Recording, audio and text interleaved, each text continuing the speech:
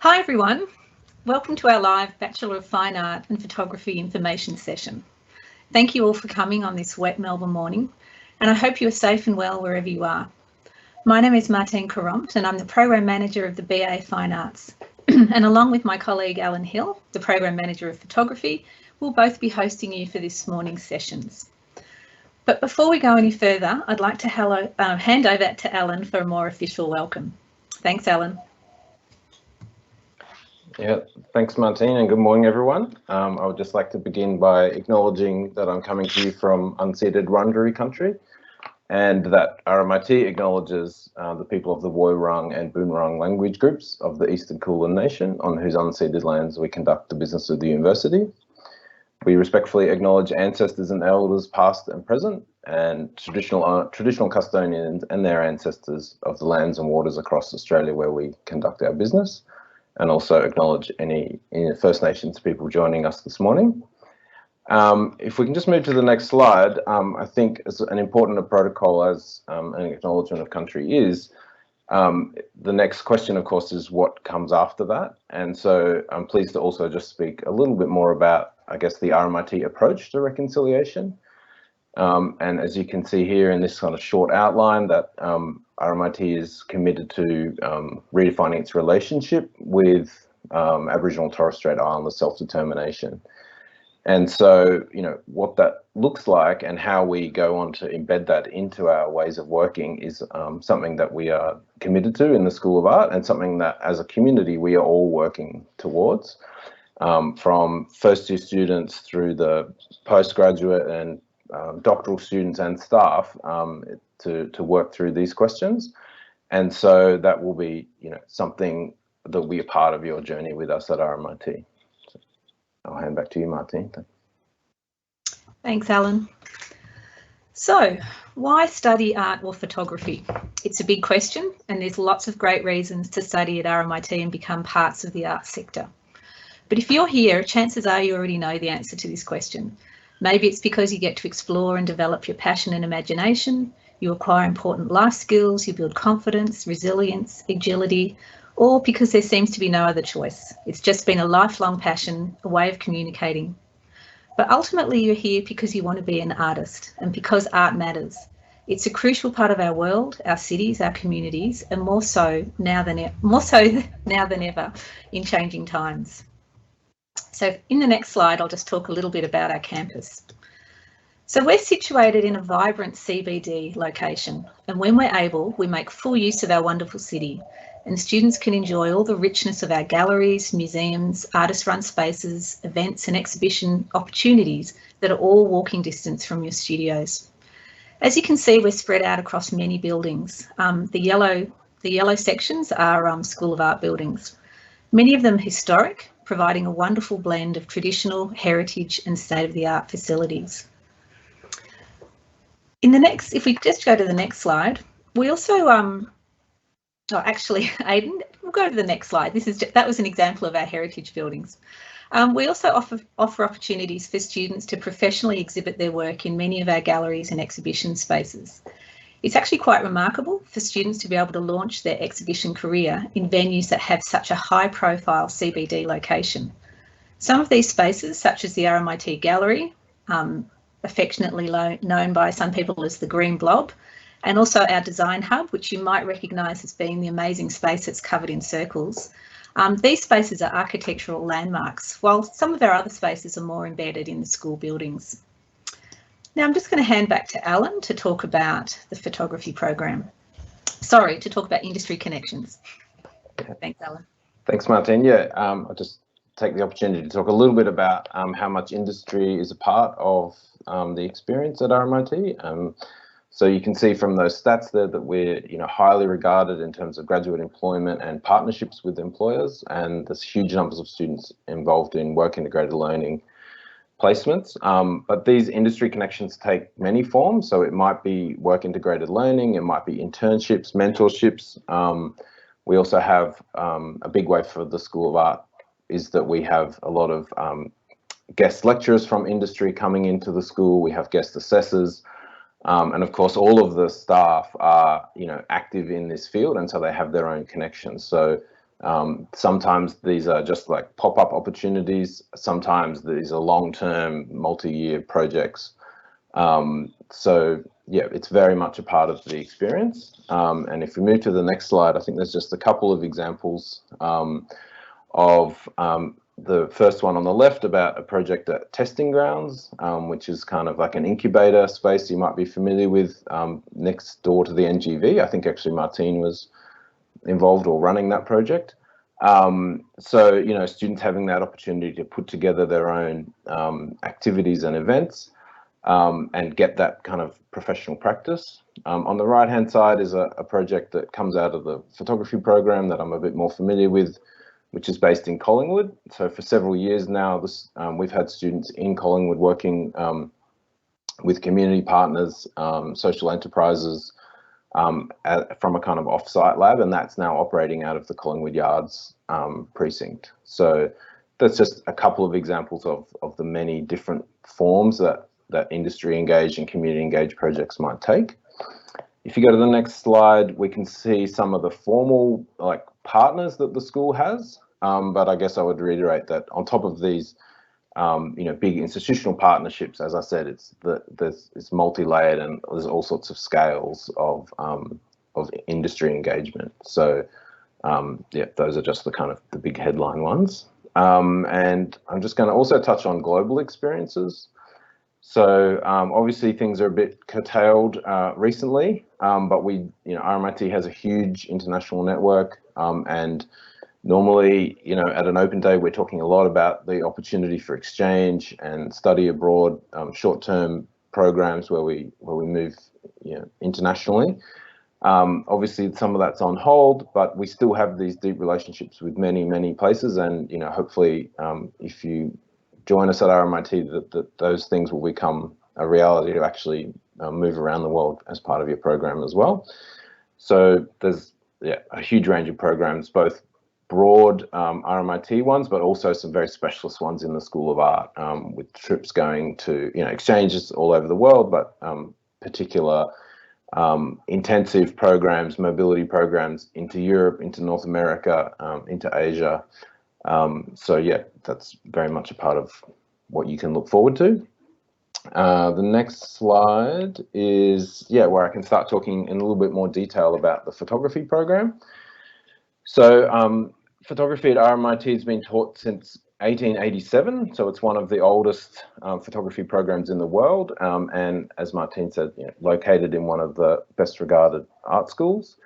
And so we've had a long reputation as a kind of leader in photographic education, and now we maintain that as by far the biggest photography discipline in an art school in Australia, or in any university in Australia.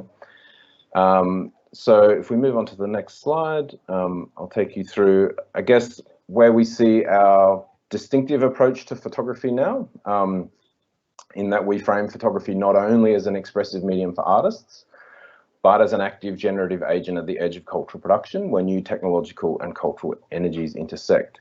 So one of the advantages of being the biggest photography school in the country is that we can cover the full gamut of photographic practice. So it includes artistic practices, but it also includes all the other forms of photographic practice, from commercial work, documentary work, into all sorts of other fields, all sorts of emerging fields as well, because of photography's ubiquity.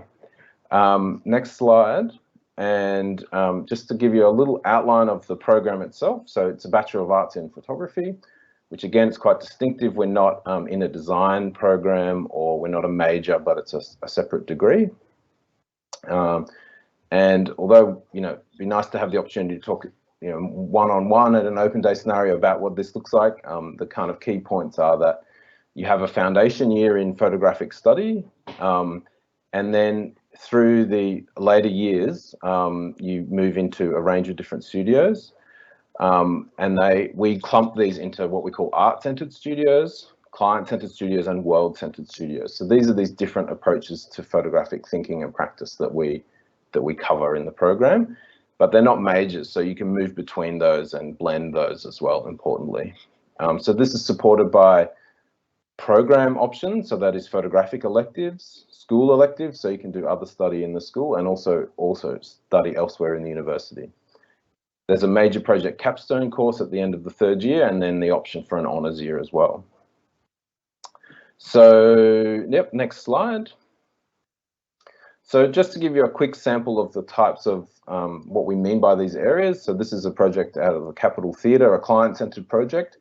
I've got the leaders of these 3 areas with us today answering questions in the chat. So Bronik Koska is the leader of the client-centred photographic area and was in charge of this project around the reverberation of the Capitol Theatre. So if you have questions about that type of practice, you can put them in the chat, and Bronik is here to answer those. Next slide is a more of an art-centered approach, you know, the more creative, experimental, expressive approach to a photographic practice, and Dr. Rebecca Najowski is here as the leader of that field, and she's able to answer any questions about, you know, photography as a visual art form. And then the next one is what we call a kind of example of a world-centered practice. So this is from a student from a few years ago looking at essentially the cowboy culture in a kind of documentary approach or an expanded documentary approach. We frame these practices as what we call world-centered, and Dr. Kelly Hussey-Smith is here as the leader of that area who can answer your questions. And moving along, I just put one more image in actually from an honours student, Chloe Dan. You can see an award-winning project, but this is just for me to highlight, I guess, that those 3 areas are not distinct and that they overlap and intersect. And so really what we see is that the most interesting practices come out of blending those things in different ways. So Chloe is working, you know, doing kind of extending food photography with, you know, more of an art-based approach into this kind of this other field of research that she did in our honours program, and, you know, substantial awards attributed to that project, and many others. So next slide. So we have, of course, all the facilities you'd expect of a leading photographic program, and normally we would be meeting you right in this space today, where we'd be talking about all the lighting equipment and everything that you can expect. But basically, you know, it's industry standard facilities, equipment that you have access to. So both in the kind of capturing, the capture side of things, and on the next slide, just also output. So we have, you know, industry grade, large format printers, color managed workspaces. So everything that you would need to support your learning in photography in terms of facilities. Next slide. And just, I guess, again, to underscore what a key focus for us is that, you know, this idea of creative problem solving being the future of employment. So graduate outcomes are very much can be around professional photography, either in any of those areas outlined or in hybrids, but also a whole range of other areas that come out of these kind of this kind of educational perspective. So long list, and even that's a conservative list. We have graduates working, you know, in all manner of creative fields. Next slide is just a little case study of Georgia, a graduate from a few years ago, who speaks to this stuff. So she speaks about, you know, she's a photographer, but she's also learnt skills in project management, in collaboration, and in, you know, embedding this creative practice into her life. And so, yeah, that's very much a feature of our program. Next slide, we're nearly done. So there's a lot of detail here around what the actual program looks like. It's a bit hard to talk through that without being able to have sort of one-on-one conversations. But a couple of, I guess, highlights there are that we have this studio approach. It's a very distinctive RMIT approach, which are those large dark blue boxes there, which are 24 credit point courses. So that's they're large boxes because they're double-sized courses. And this is where we embed the idea of praxis. And this is where you get to explore those different areas of practice. So from the world-centered, art-centered, client-centered, they all occur in those professional studios 1, 2, 3, 4, where you can move around different things in the programs. Although they look like one course, each of those is actually about a choice of around 6 different options each semester. That's supported by core courses, both technical and practical and theoretical. And then you've got the electives, which are listed on the right-hand side. So they include, as I said, photographic electives, other electives in the School of Art, and you've got your university electives as well. Next slide.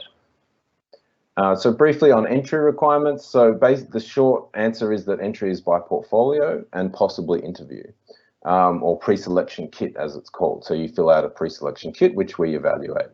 There is a minimum of 30 in English for VCE 3 and 4 and an IELTS score of 6.5.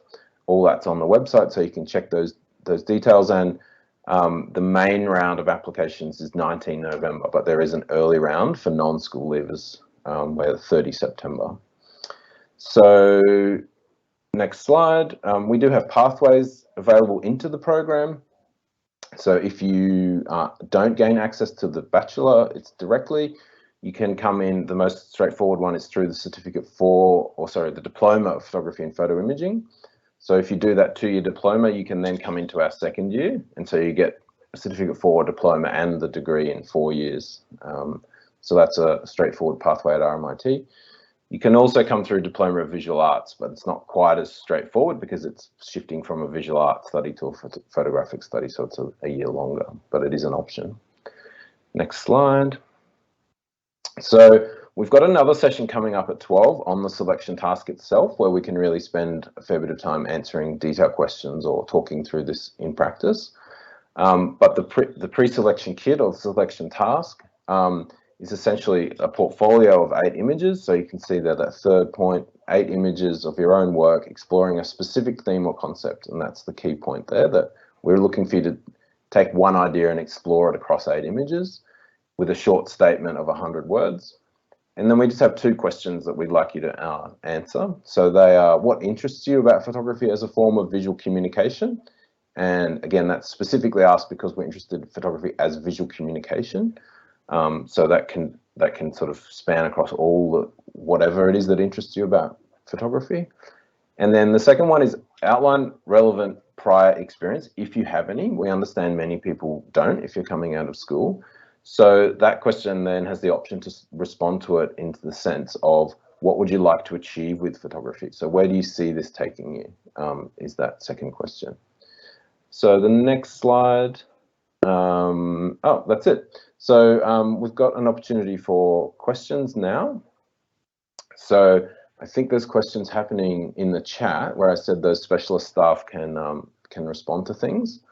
But I'm also happy to, if there are questions coming up that I can respond to, then I'm more than happy to do that. I'm not sure, Julie, are there things that... There's a couple of questions in your chat. Okay. One of the questions is, what does remote learning look like for students in the Bachelor of Fine Arts? That would probably apply to photography as well. Yeah, yeah. So the question is about fine art, but certainly it applies in photography as well. Look, we've adapted a lot, as you can imagine.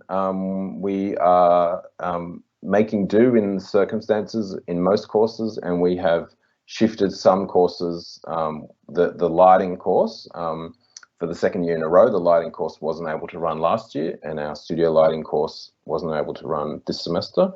So that will run over the summer break, as it did in this summer break as well. So we sort of, anything that's really critical we'll pause and make up at another time. But in many cases, we are able to shift online successfully, and we've seen some amazing work come out of that experience.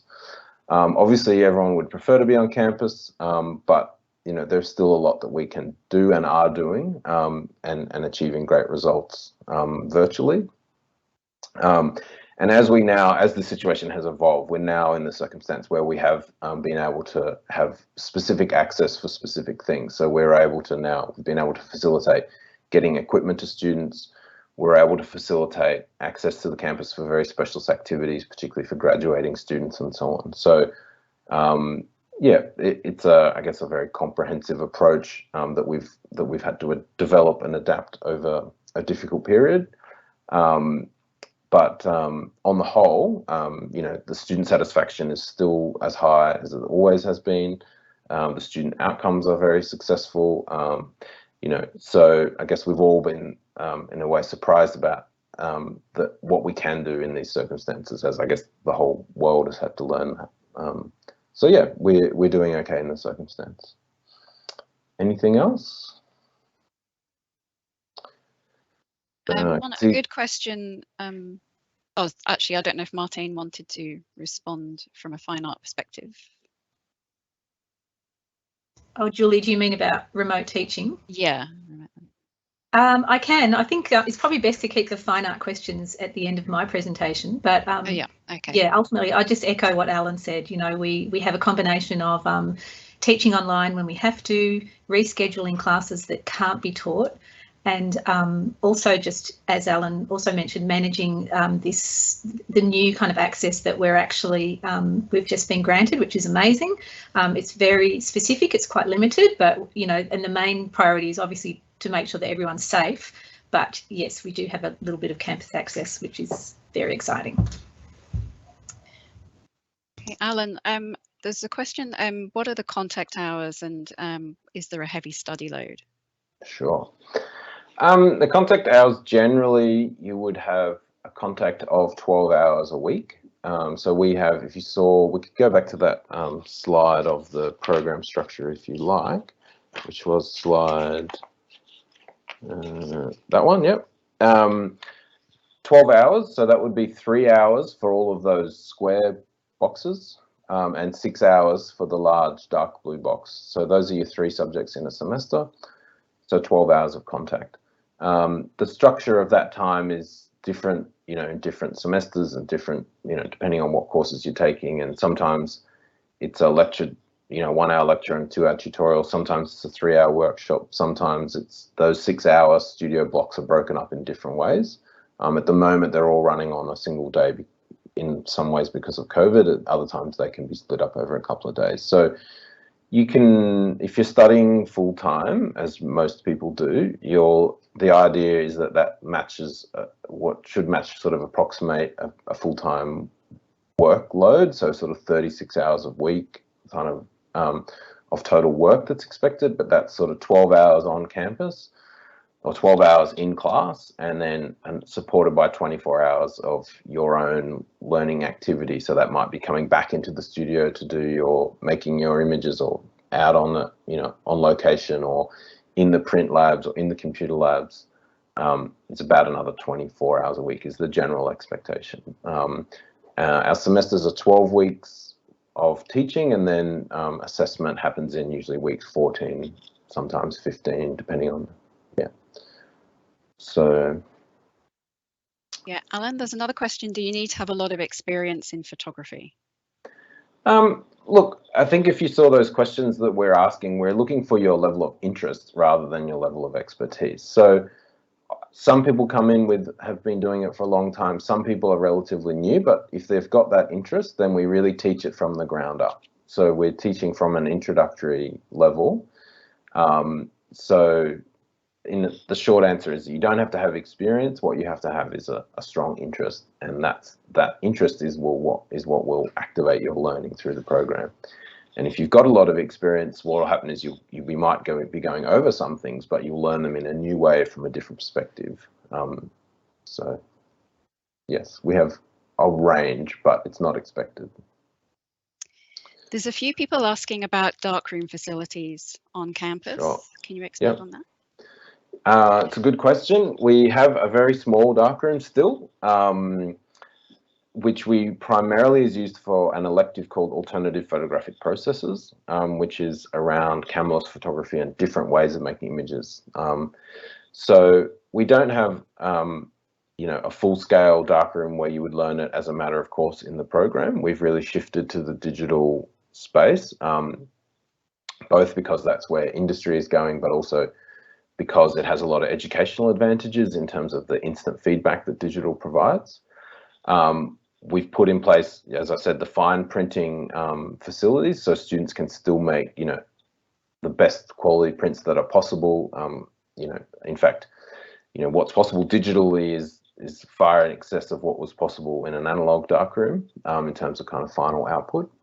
But we do have a small darkroom that still runs for those kind of specialist and particular activities. If students, they can take that elective and they can get that experience there. So yeah. Similar question around printing facilities. What kind of sizes are available to print to, and so on? Yeah, big. So we have a lot of the A2 printers. So that's the kind of normal, they're the workhorses that we do our day-to-day printing on. But then we also have large format printers, which can print 60 inches, which is 1.3 meters thereabouts on a roll media by any length. So you can produce basically, billboard size outputs if your heart desires. So, and all industry standard, color managed, and we have an elective in photographic, specifically a 12-week course on photographic fine print that you can take. So. There's also, if you've got a bit more time, there's also some questions around group sizes in class and any additional costs that may be involved with materials. Sure. Yeah, great questions. So our class sizes are around the 20 mark, so sometimes just because of the arithmetic, we have 24, in a big class. Sometimes it might dip just below 20, but they're around 20 to 25 in most cases. So in an individual class. So obviously you might have a lecture, which is where everyone gets together for the lecture, but then we would break down into groups, 3 or 4 groups of about 20. Other costs, look, there's no getting away from the fact that photography can be an expensive practice, or there might be costs associated, but we understand that we can't expect students to be pouring unlimited sums of money into their equipment or their consumables. So of course having your own equipment is valuable, but we understand that building up a professional photographic kit takes time. So all that's really expected is that you would have a solid camera to get you started, so that DSLR or a mirrorless camera with at least some kind of basic kit lens, and then we have then other lenses that can access, that you can move into. We have lighting equipment available that you can borrow. So the idea is that you would then, over time, once you understand what your interests are and what might suit you and learn a bit more about the technology, then you can start to build up your kit. There are some consumable costs in terms of printing and those kinds of things, but they're not prohibitive. The printing is just there's just the cost of the paper and the ink. So yeah, it'd be unrealistic to say that there's no other costs, but I think they're within reason. Alan, is it worth mentioning that we have a pretty amazing loans facility where you can actually borrow other equipment such as lights, tripods? Yeah. So that's what I was saying. There's just basically we need you to have a basic camera kit. I mean, some students really don't even, they get that in those first few weeks of the program, and that's fine. But then yes, it's built out by our lenses, our lighting equipment, and everything else. Yes, tripods. All the stuff that reflectors, accessories, on-camera flash. We've got audio and video equipment. So yeah, we're well supported with equipment in multiple. So we have like a photographic store. There's also a store that supports the whole school. There's also other stores around the university which have equipment that you can borrow as well. So yeah.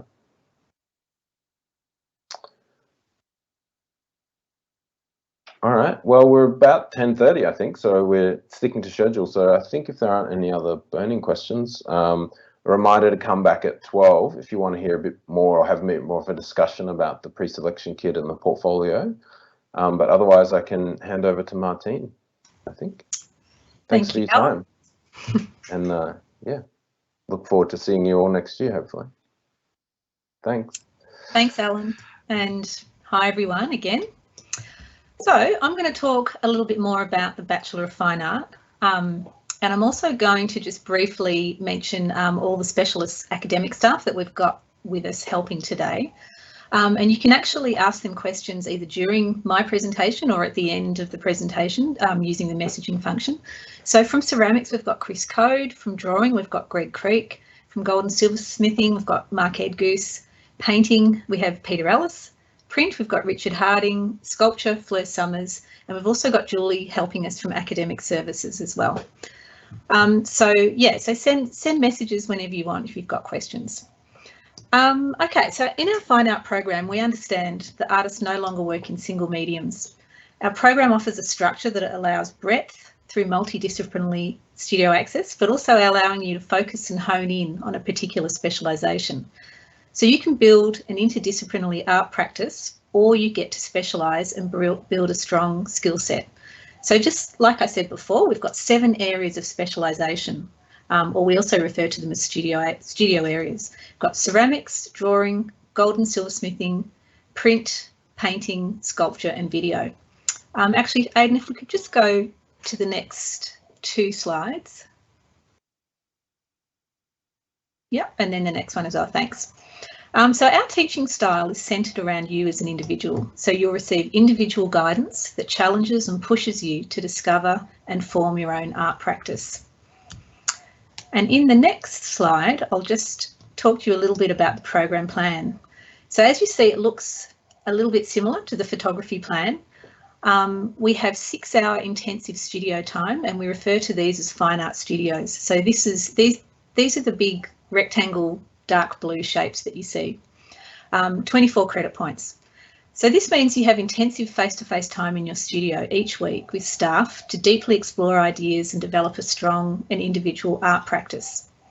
We also have workshop courses, and these are 3 hours a week, and the workshop courses are those sort of cream-coloured squares with workshop written on them. So you do these to further extend your skills using specialised equipment, materials, technology and processes to complement your art practice. It's a workshop where much of the exciting possibilities occur, where you can cross over into different studios and test new processes and ideas. And in fact, it's in these 12 credit point courses that you can actually move in between photography and the BA Fine Art. Your practical learning is also accompanied by studies in art history, theory and cultures, introducing you to a range of key developments, themes and practices in contemporary art from a variety of historical and cultural practices. So you do art history and theory 4 times during your program. Plus you also get to choose from the many university electives that are on offer at various times in your program. So you do that twice, and there's a huge amount of university electives to choose from. In your final semester, in your 3rd year semester, you take on a program-wide professional practice course to prepare you for a future in the art world. And you'll see that it's called Art Enterprise Workshop. But we'll look at our specialist facilities in more detail in a moment, but let's have a quick look at our studio areas. So if you could just go to the next slide, we'll start with ceramics. So the ceramics studio engages students in a wide range of creative working processes, including plaster mould area, fully equipped glaze lab, and electric and gas-fired kilns. So the next 2 slides just show you a bit of the ceramics workspaces. Okay, gold and silversmithing. So students in the gold and silversmithing studio engage in the making of jewellery, silversmithing and objects to explore new approaches to traditional and contemporary metal and material technologies. And again, just the next 2 slides will just give you a little insight into some of the processes used. Okay, drawing. The drawing studios offer individual workspaces for each student to explore and develop their vision and art practice in a supportive environment, encouraging a broad and inclusive approach to creative thinking. And if you just go to the next slide, through individual studios and set-up spaces, students are asked how to think about viewing art as well as making it. And this is a big part of the Fine Art program. How do we talk about art? How do we encounter it? How do we share it? If we just go to the next slide, yep, that just gives you an idea of individual spaces versus some of our set-up spaces that we have around the school. Okay, if we can go to painting. So the painting studio provides experience in a diverse range of creative visual expression in the field of expanded painting. Studies include investigation of historic and contemporary painting processes and concepts, which include image, object and installation. And the next two slides will just show you some of the studio spaces and some of the work that we do. Okay, print. The print studio offers students a holistic approach to art making through reproductive technologies, from traditional analogue presses and processes to contemporary digital printers. If we just go to the next slide. So studies include artist books, digital imaging, intaglio, etching, dry point and engraving, relief printing, lithography, analogue and digital photographic technologies, print-based installation and screen printing. And I think in the next slide you'll just see some of the examples of the artist books which I mentioned before.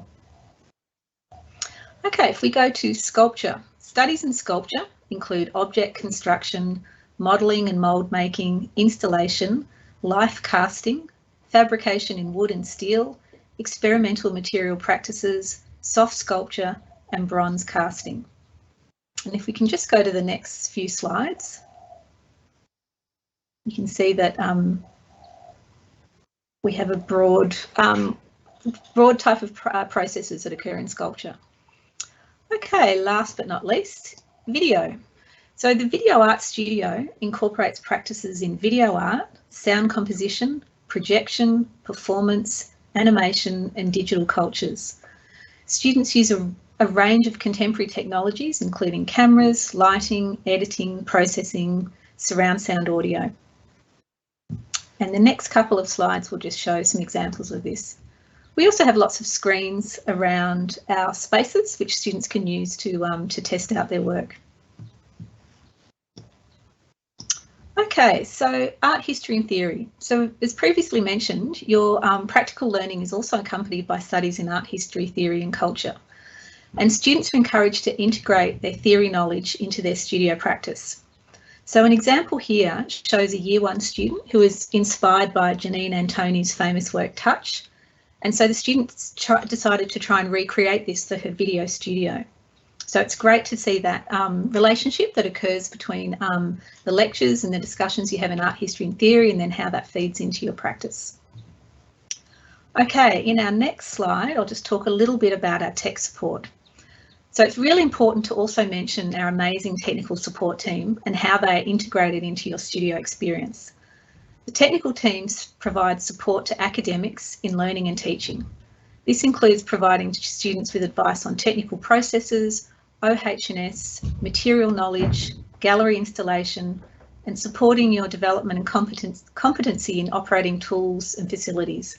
And this also covers AV facilities as well. So things like, as we mentioned before, borrowing cameras, lighting, all sorts of rigging and things like that.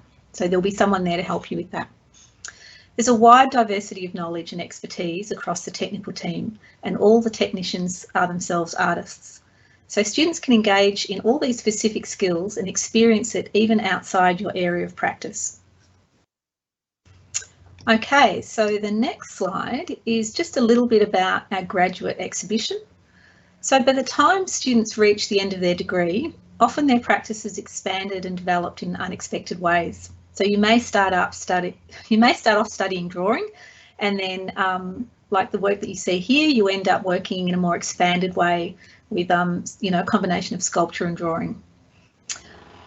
This year we'll be revisiting our online graduate festival, profiling student work and also hosting events and presentations from different areas of the school, so outside of the BA Fine Art.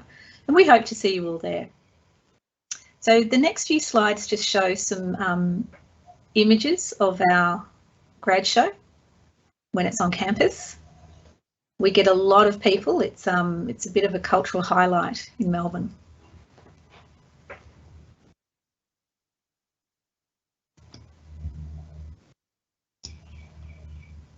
Okay, so just a little bit about belonging. We care about our community and we do our best to foster a sense of belonging in our school. So when we're on campus, we organise social events and encourage students to get to know each other. And when we're working online, we transfer these events in the form of drop-in sessions, screenings and presentations. This event was a particular highlight. It was organised by Fleur Summers, and it was a March for Art event, which involved the whole school. It was incredible. Okay, in the next slide, we'll just talk a little bit about career outcomes. I find that this is one of the most common questions at Open Day, mainly from parents, but it's a great question and one that I feel proud to talk about. Because a career in the arts means that you'll be part of our thriving arts industry. And certainly in Victoria, it's a big industry. Overall, the creative industries in Victoria employ many thousands of people statewide, and it makes up a total of 8% of our total economy. Has wide-ranging social and cultural impacts that resonate across our communities. And arts is the instigator of change, and it's often the first to respond to challenging times. So it's actually a really good time to be an artist. So in the next slide, I'll just briefly talk about how do you apply. So it's very similar to what Alan mentioned before, and also we will be talking in more detail about this in our next session at 12. But basically, entry to this program is competitive. Applicants are ranked and selected in order of merit based on the assessment of their folio submission. So application is by folio. It's also what we refer to as the selection task. So you may come across that word in your application process. Selection task is where you submit your folio. You must have successfully completed an Australian Year 12 or equivalent. You must also complete and submit the selection task.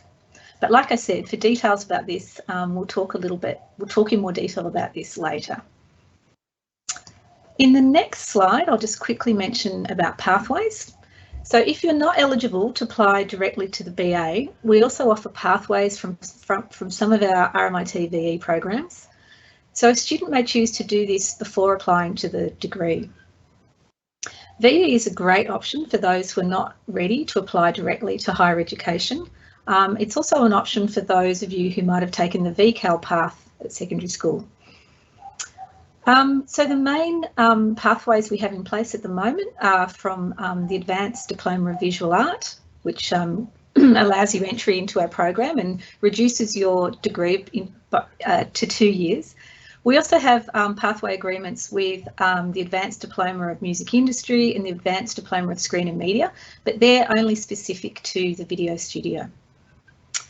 I think that comes to the end of this part of the presentation. So thanks for listening. Hope this has given you a good insight, but hopefully you've also got lots of questions, and we can also open up the questions to some of our other staff as well. So thank you. And Julie, I'm just wondering, Martine. Yeah, we've got some questions, got quite a few questions going on. Okay. One of the questions is how many students are accepted into the fine art program each year? Yeah, well, the amount of students, it varies from year to year.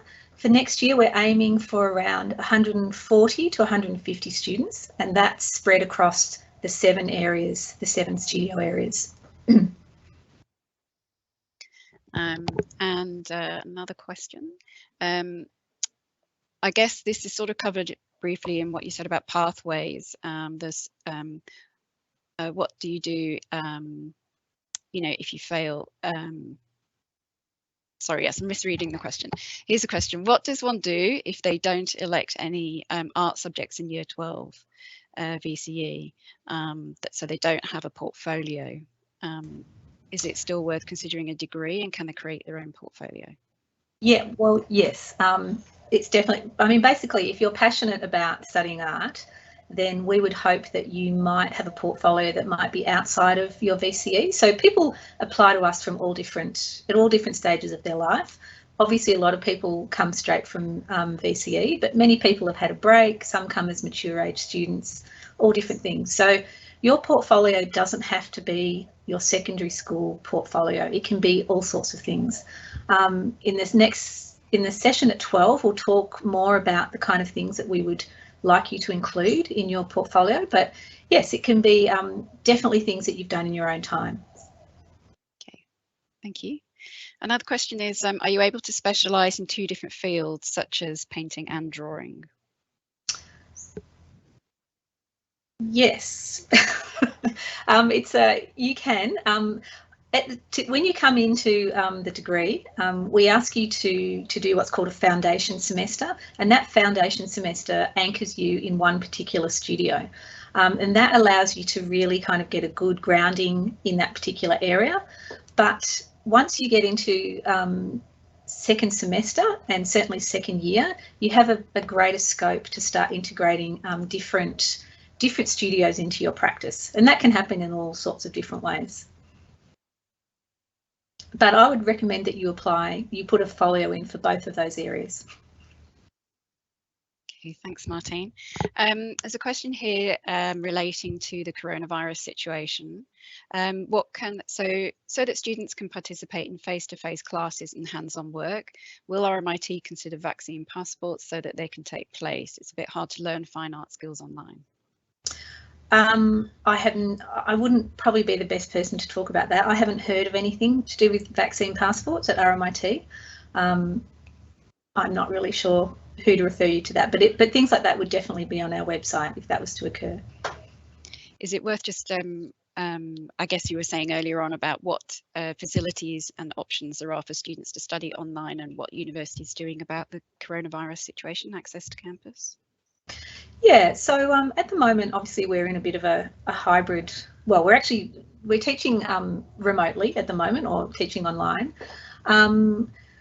When we are in different states of restrictions, there is the option, if students don't feel safe to come onto campus, but we do have campus access, we do our best to try and accommodate those students from working from home. So sometimes it's not a clear decision about whether campus access is possible or not, particularly if people might be in a situation where they're self-isolating or they have family members who are at risk. So we just have to work with students, on a case-by-case basis to sort of work out what's best for them.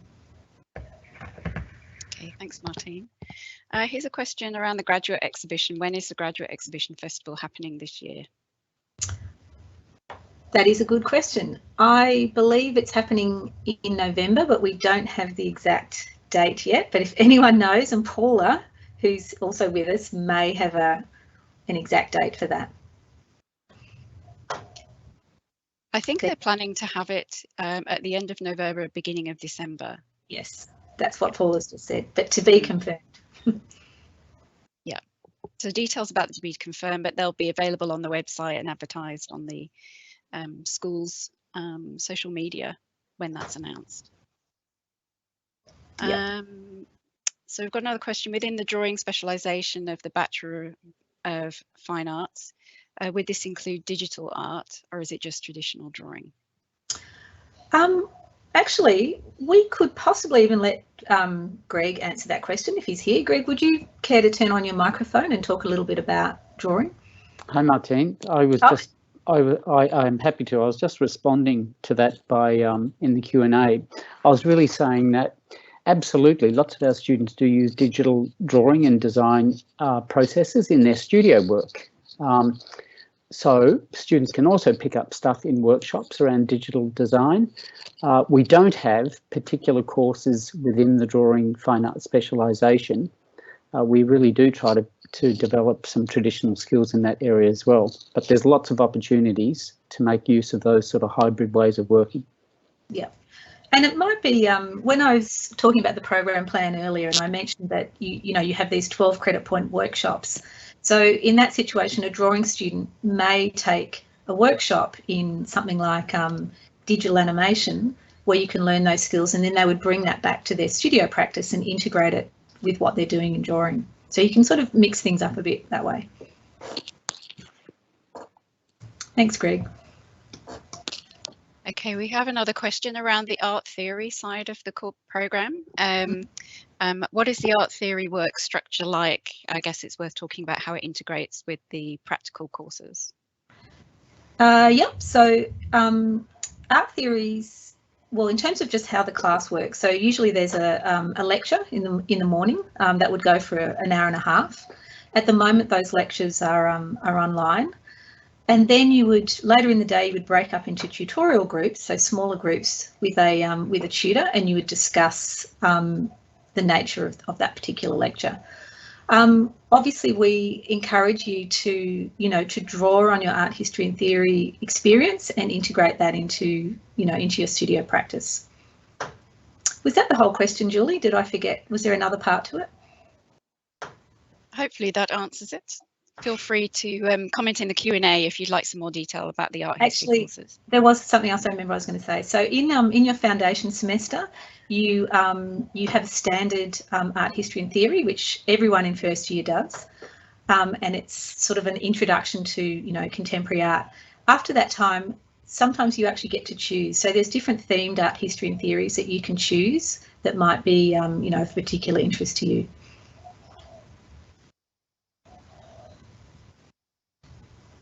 Okay, thanks, Martine.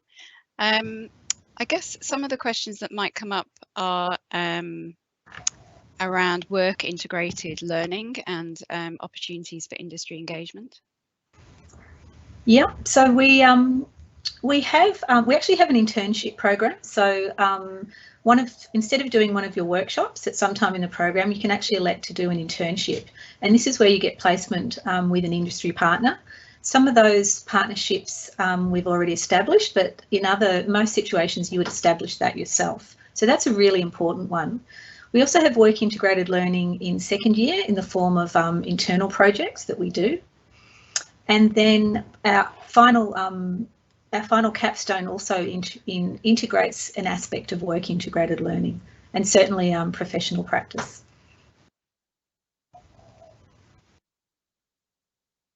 Thanks, Martine. I guess this would be the final question. I'm not sure we're on the time. What are the opportunities for students to exhibit their work? Oh, we have lots of opportunities for students exhibiting their work. So we have, as I mentioned at the beginning of the presentation, we have a lot of spaces around RMIT. We have the more public spaces, like I mentioned, the Design Hub, RMIT Gallery. We have a student space called, I've forgotten the name of it. It's right next to RMIT Gallery, and that's by application. But we also have our own School of Art spaces, which we have postgraduate exhibitions and all sorts of exhibitions.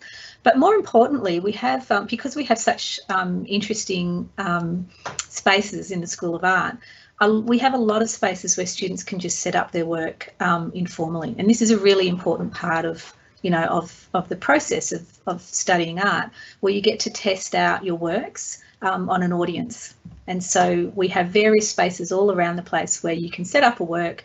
You might have a group tutorial, or you might just want to test something out, and that's a way of sharing it immediately with you know, with your cohort and with other staff. We also have a lot of sorry, I'll just finish by saying a lot of artist-run spaces in the CBD, and a lot of these spaces have actually evolved out of, you know, students who've studied art and then have got together, formed a collective and started up their own spaces. Thanks, Martine. One of the questions in the chat is somebody's trying to decide between studying fine art and design. Do you have any comments on this or advice? Well, first of all, I would say apply to both. You know, you just need to apply for everything while you're still, you know, at this time of the year where, you know, we're still only in August. And usually what I would say is that when you get to the interview process, you know, when you get to the interview process, often that's a process of actually you finding out what is right for you. We're not doing interviews so much these days, so I guess it's a case that you just really need to find out, you know, which one you think is best for you. Obviously, the difference between design and fine art is that design has more of a focus on structured projects and outcomes that are more client-based.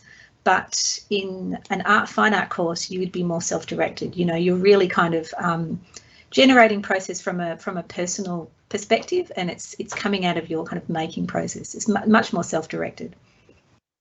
And I guess, you know, ultimately, hopefully you'll kind of work out which one you're more passionate about. Thanks, Martine. There's somebody asking about global opportunities within the program. Yep, so similar to, so Alan spoke about the global opportunities earlier, and they were true for both photography and fine art. So in a non-COVID situation, we actually have lots of global study tours where you can do, instead of doing one of your workshops, you might do a trip to, say, New York or Japan or somewhere like that. We also have a student exchange program where you can do 1 semester overseas at one of our partnered universities. So there are lots of amazing opportunities once we're able to do so. So Julie, I'm just wondering in the last few minutes if there might be some more questions from photography as well. I'm happy for. I think a lot of the photography ones have been answered. I know that this leads have been replying to some of the questions in the Q&A section. I'm just having a look if there's any more. Someone's asking about the contact hours. We did talk about it earlier, but I guess it's yes, so the contact hours for the fine art program. Yeah, so it's the same as photography. There's 12 contact hours a week, so 6 hours for your fine art studio, 3 hours for workshop, and 3 hours for art history and theory. But you're also expected to do what we refer to as learner-directed hours, and so that's about the same amount again on top. But you can do your learner-directed hours, they're totally flexible. So in a non-COVID environment, our studios will be open on the weekends, they're open you know, into the evening. So if you do have a part-time job, you can kind of work your learner-directed hours around your schedule. Thanks, Martine. I'm just looking. Oh, there was a question around silver and gold smithing. Yep. Do you need experience? I guess this also applies maybe to ceramics and sculpture a little bit. Do you need to have experience in these areas to be able to apply? And what would you be kind of looking for if people haven't got experience? Yeah. Direct experience. So we will talk a lot about that in the next session.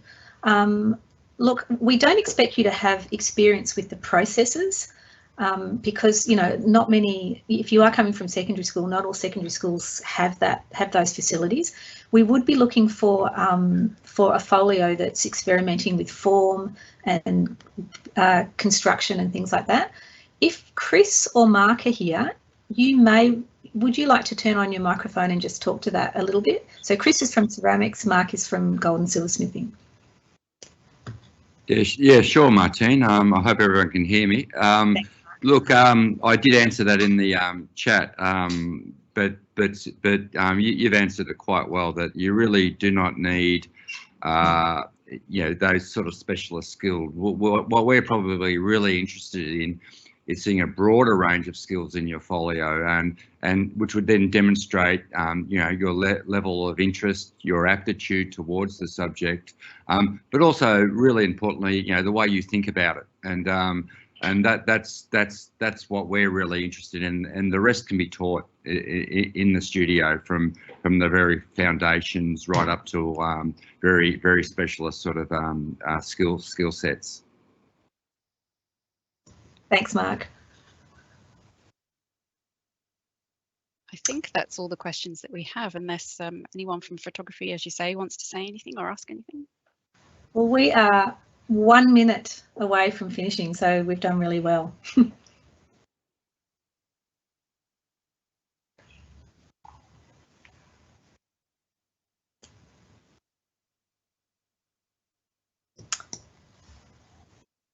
Okay, well, I guess, Julie, if there's no more questions. I don't think we have any more questions we haven't covered. Yep, so I guess it's we can wrap up this session. Thank you all for coming to the RMIT Next Fest session. So remember that we'll be back at 12 and we'll be talking specifically about the selection task process and you know, what to include in your folio. And again, we'll have more. You can ask questions from all the staff regarding that. So thanks everyone. I will hopefully see you soon.